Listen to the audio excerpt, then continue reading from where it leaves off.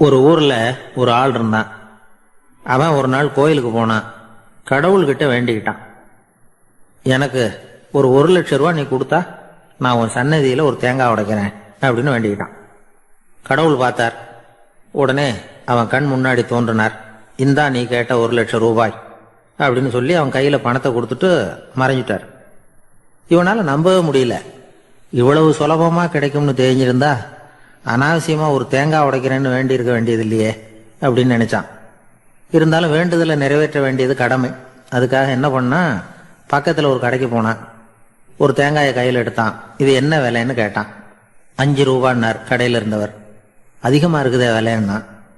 அப்படின்னா ஒண்ணு செய்யுங்க, அடுத்த ஊருக்கு போங்க, அங்க தென்னந்தோப்பு அதிகம், அதனால அங்க இதை விட குறைஞ்ச விலைக்கு கிடைக்கும் அப்படின்னார். சரின்னு அடுத்த ஊருக்கு கிளம்புனான். அங்க போய் விசாரிச்சான். ஒரு தேங்காய் 3 ரூபாய் விலைன்னாங்க. இதுவும் அதிகமா தெரியுதேன்னா. அப்படின்னா ஒண்ணு செய்ய, அதோ அந்த ஆத்து ஓரமா ஒரு தென்னை மரம் இருக்கு பார், அதுல நீயே ஏறி பறிச்சுக்கோ, ஒரு தேங்காய்க்கு 1 ரூபா கொடுத்தா போதும் அப்படின்னார் அந்த தோப்புக்கு சொந்தக்காரரு. இவனுக்கு மரம் ஏற தெரியாது. இருந்தாலும் ஆசை யார விட்டுது, விலை சல்லிசா இருக்குதே.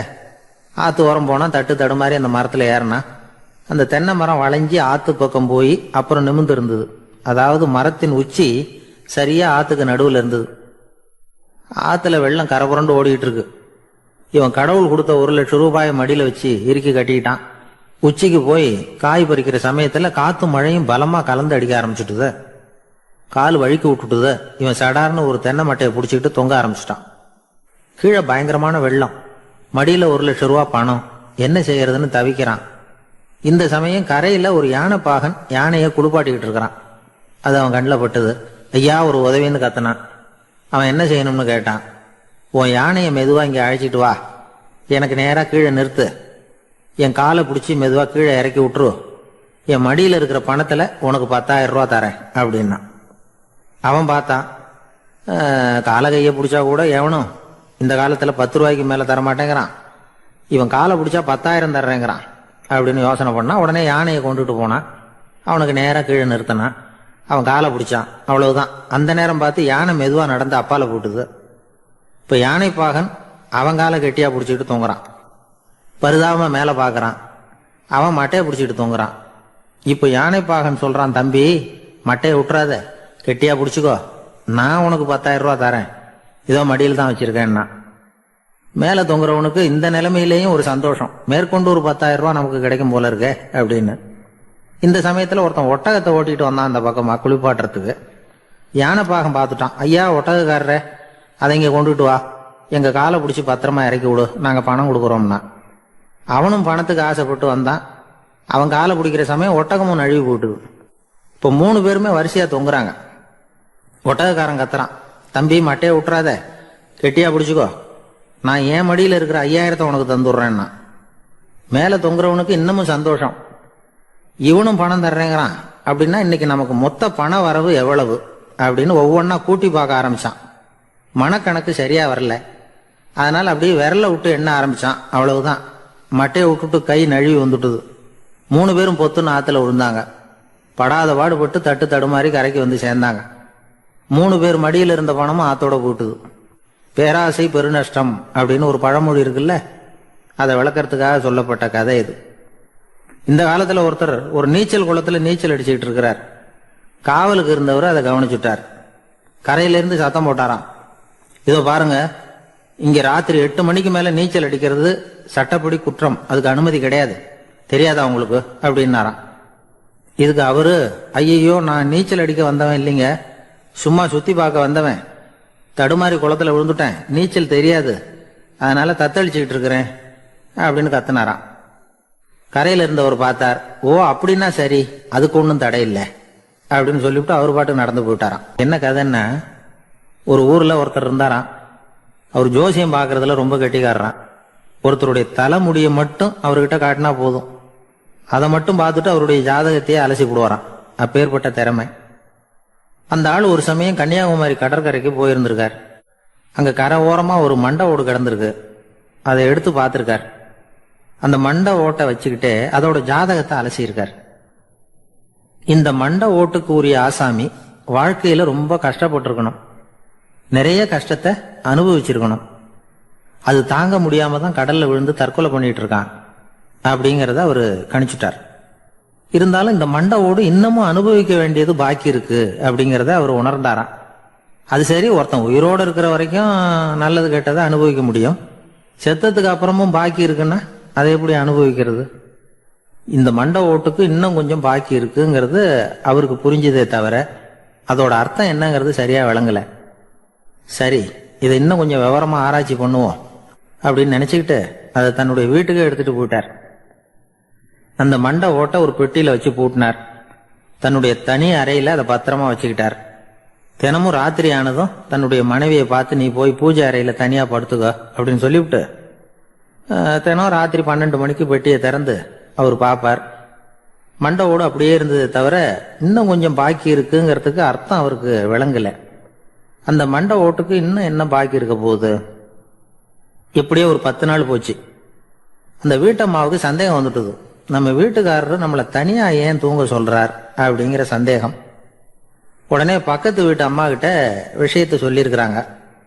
அந்த அம்மா உடனே, நீ கவலைப்படாத, நான் கண்டுபிடிச்சு சொல்றேன் அப்படின்னு சொல்லிவிட்டாங்களாம். அன்னைக்கு ராத்திரியே ஜன்னல் வழியா எட்டி பார்த்துருக்குறாங்க. இந்த ஆளு மண்டை ஓட்டை கையில வச்சுக்கிட்டு அது திருப்பி திருப்பி பார்த்துக்கிட்டு இருக்கிறான். அதை பார்த்துட்டாங்க. மறுநாள் காலையில அவரோட மனைவியை பார்த்தாங்க.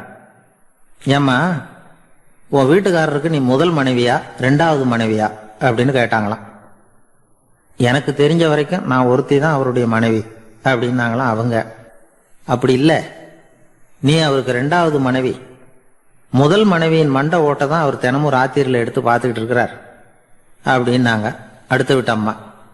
அப்படியா விஷயம் அப்படின்னு சொல்லிவிட்டு கணவன் வீட்டில் இல்லாத நேரமா பார்த்து அந்த மண்டை ஓட்டை எடுத்து கொண்டாந்து ஒரு உரல்ல போட்டு உலக்கையால குத்தி நொறுக்க ஆரம்பிச்சுட்டாங்க. வெளியில போயிருந்த அந்த ஆள் அப்பதான் உள்ள நுழைஞ்சார்.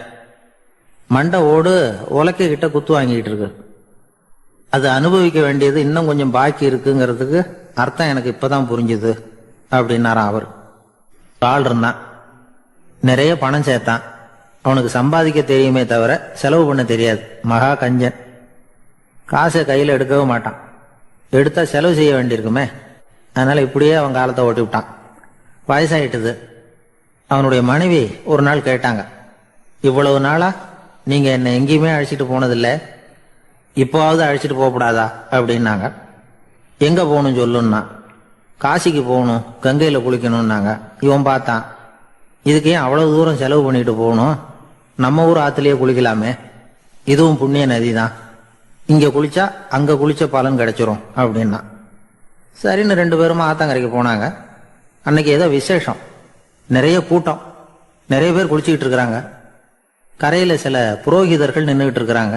குளிக்கிறதுக்கு முந்தி அவங்க கிட்ட உட்காந்தா ஏதோ மந்திரம்லாம் சொல்லுவாங்க, கொஞ்சம் காசு கொடுக்க வேண்டியிருக்கும்.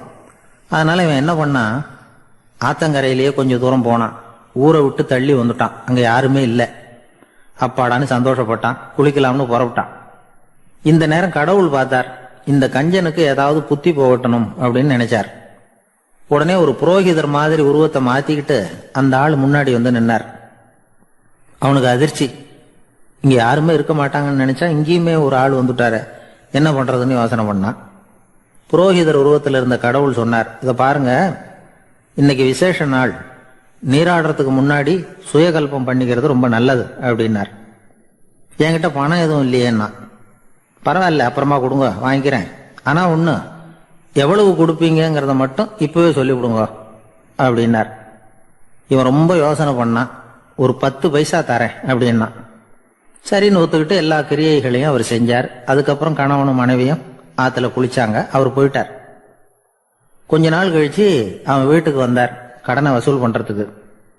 வாசல்ல நின்றுகிட்டு இருந்த அவன் மனைவி இவரை பார்த்ததும் தயங்க ஆரம்பிச்சாங்க. அந்த அம்மா கிட்ட விஷயத்த சொன்னார். அந்த அம்மா ஓடி போய் உள்ள இருக்கிற தன்னுடைய கணவர்கிட்ட சொன்னாங்க. அவன் யோசனை பண்ணான், இப்ப வெளியில போனா அவனுக்கு 10 காசு கொடுக்க வேண்டியிருக்கும், அதனால எனக்கு காய்ச்சல்னு அந்த ஆளுகிட்ட சொல்லிவிடு, இன்னொரு சந்தர்ப்பத்துல என்னை வந்து பார்க்க சொல்லு அப்படின்னா. அந்த அம்மா போய் சொன்னாங்க.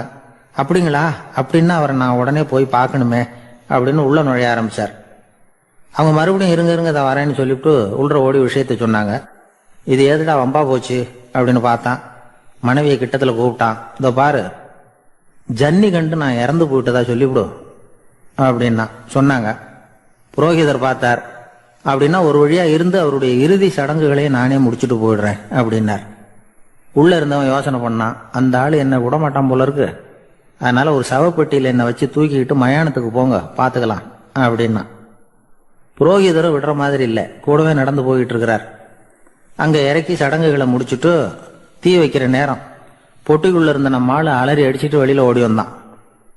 புரோகிதர் உருவத்தில் இருந்த கடவுள் சிரிச்சார், தன்னுடைய சுய உருவத்தை காட்டினார். அதுக்கப்புறம் அவனை கூப்பிட்டு, இதை பார்ப்பா, ஏன் இப்படி அல்லாடுற, ஏதாவது வர வேணும்னா கேள் தரேன் அப்படின்னார். அவன் யோசனை பண்ணான், பகவானே ஒரே ஒரு வரம் தான் உங்ககிட்ட கேட்கணும்னா. என்ன வேணும் கேளுன்னார். அந்த 10 பைசா தட்சணையை தள்ளுபடி பண்ணா போதும் அப்படின்னா. கடவுளும் சரின்னு சொல்லிட்டு போயிட்டார். இப்படி ஒரு கதையை சுவாமி சிவானந்தர் சொல்லியிருக்கிறார். செல்வந்தர்கள் பல பேர் இப்படித்தான் இருக்கிறாங்க. தாங்களும் அனுபவிக்க மாட்டாங்க, அடுத்தவங்களுக்கும் கொடுக்க மாட்டாங்க. இது மாதிரியான கஞ்சர்களுக்கு இந்த உலகம் இல்லை அந்த உலகம் இல்லைங்கிறார் அவர். இந்த கதையில கடவுள் கடன் வசூலுக்கு வந்தது மாதிரி நம்ம ஊர் ஆள் ஒருத்தன் இன்னொருத்தர்கிட்ட 10 பைசா கடன் கொடுத்துட்டான். திருப்பி வாங்கறதுக்கு நடையா நடக்கிறான். கடைசியா கேட்டான், நீ எப்பதான் கடனை திருப்பி தரப்போற, அதை முடிவா சொல்லுன்னா. வர்ற வியாழக்கிழமை கண்டிப்பா கொடுத்துருவேன் அப்படின்னானா அவன். அன்னைக்கு நான் ஊர்ல இருக்க மாட்டேனே அப்படின்னானா இவன். அதனால என்ன, நானும் தான் அன்னைக்கு ஊர்ல இருக்க மாட்டேன் அப்படின்னானா.